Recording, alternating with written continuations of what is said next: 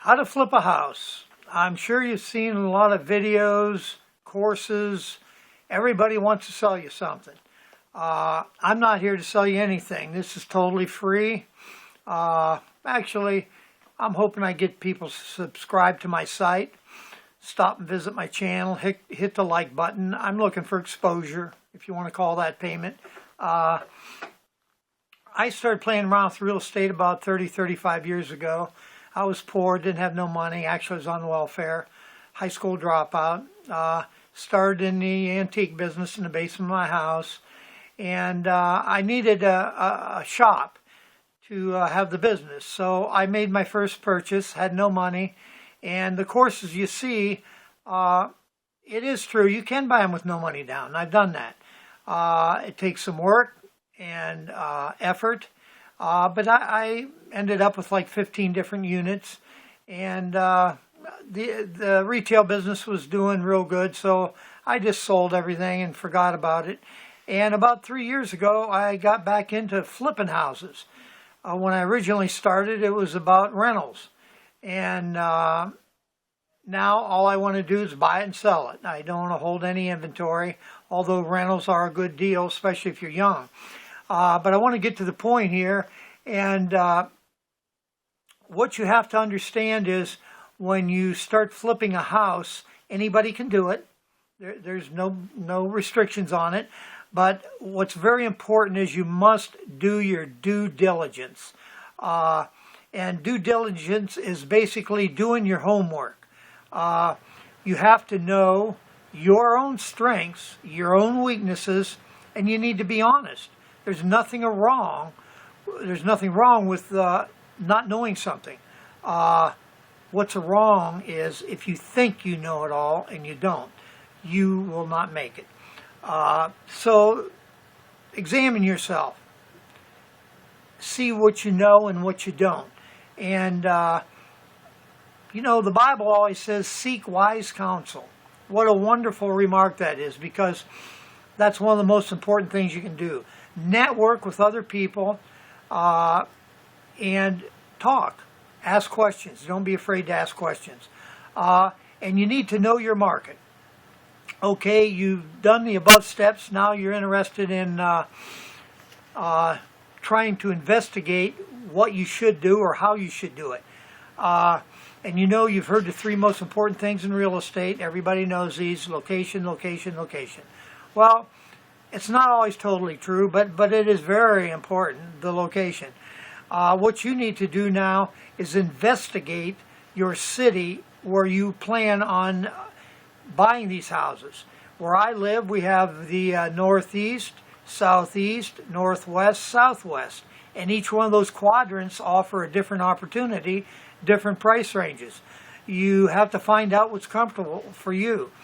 I buy houses that usually sell, at least when I buy them, for under $50,000. I bought them for as low as $10,000. My finished selling price is usually under $100,000. Probably average is $60,000 to $100,000.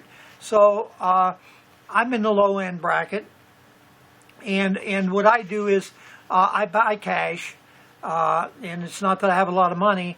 I use a home equity loan. And originally I planned on having enough money to buy 3 houses. And, you know, the first one went real well. The second one I got stuck. So I went on and still bought another one. And eventually, if you can't turn them, your money's just sitting there and you can't do anything. Another very important thing to do before you buy, remember, learn your area. You need to know the different areas. And you need to learn how to do comps. And a comp is simply a comparison of prices on the street where you're buying a house. And I don't like to go more than an eighth or a quarter of a mile in circumference from the house I'm buying. And you can go to your local county website, government website.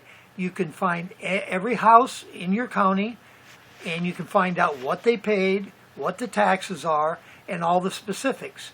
So it kind of helps sometimes in negotiations.